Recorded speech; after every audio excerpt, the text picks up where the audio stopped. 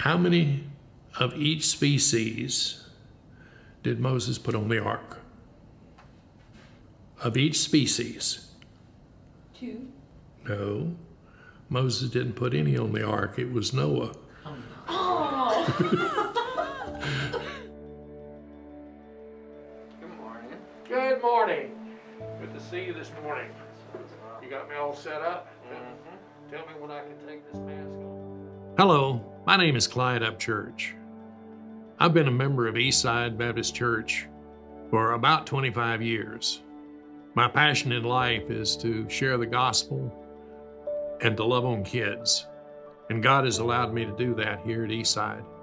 When I was a boy, about 9 years of age, my father was stationed in Norfolk, Virginia, and I was in vacation Bible school at Norview Baptist Church. And being blessed to grow up in a Christian home, I never knew a time that I didn't know about Jesus.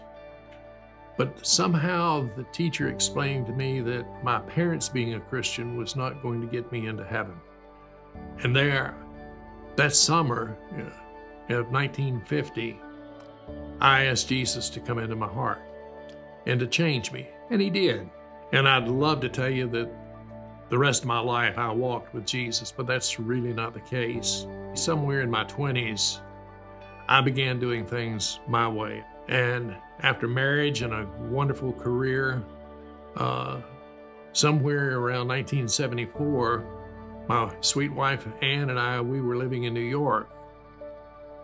And while everything seemed to be going wonderful as far as my career was concerned, I was miserable. I even thought that I might have an ulcer, and I'd gone to the doctor, and the doctor ran a lot of tests, and he said I was the picture of health, that there was absolutely nothing wrong with me. The next morning on the way into Manhattan, I'm sitting on the George Washington Bridge when a couple of 18-wheelers turned over, and there was nothing that I could do except just sit there. And it was on my mind, the doctor had said I was the picture of health and there was nothing wrong, but I felt so miserable I couldn't. And I said, what is wrong with me? And I've never heard an audible voice of God.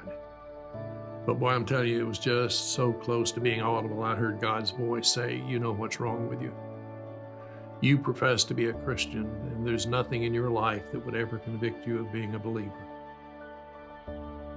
I couldn't remember exactly what to do, but I do remember growing up, studying about the life of David. He did what was necessary to restore the joy of his salvation. He cried out to God that he said, Father, forgive me and restore to me the joy of thy salvation. Well, I remembered that, and with tears running down my eyes there on the George Washington Bridge, I prayed that prayer. I said, God, forgive me and restore to me the joy of thy salvation. The pressure that I had felt, the sick feeling in my stomach that I had felt, what I thought was an ulcer, left. And I can honestly say that I drove off the east side of the George Washington Bridge a different person than drove on the west side of the bridge. A few years later, I got transferred to Maryland, and then from there to Atlanta. And I started my own business in 1980. And God had blessed it, and we were going great. And I guess it was 1999 that I began noticing I had a problem with my eyes, and I had gone in for an exam, and they said I had cataracts. And so they removed the cataracts and a follow-up exam after that. The doctor said, I want you to go see a specialist today. I don't want you to go back to your office. I don't want you to go home. I think you have a serious problem. So I went to see the specialist, and after some tests, they told me that I had an eye disease, macular degeneration, and that there was nothing that they could do. It was a matter of time that I would just go blind. And honestly, I sat on the pity pot for about a week, feeling sorry for myself. And then finally, the Lord spoke to me and says, you know, you can either feel sorry for yourself or you can figure out how you can go ahead and get on with life. And guys, that's 20 years ago. I've been on mission trips. I've traveled the world. I've been able to teach my Sunday school class. I have been able to come on staff with the church for 2 years as the missions pastor. And all of that, God just by His grace allowed me to continue being used. God has a plan for all of our lives, and I don't know what plan He has for me for the rest of my life, but I can tell you that I am a happy person.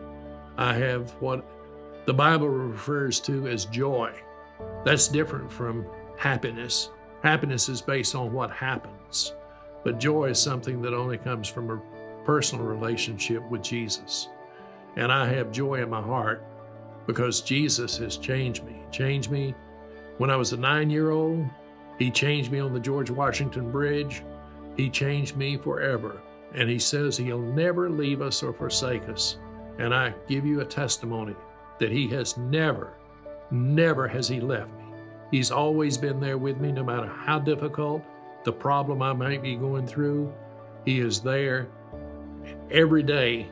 And when we go through this situation with the pandemic that we are right now, I'm just reminded that He is with us each and every day, that He never will leave us or forsake us. My name is Clyde Upchurch, and this is my story.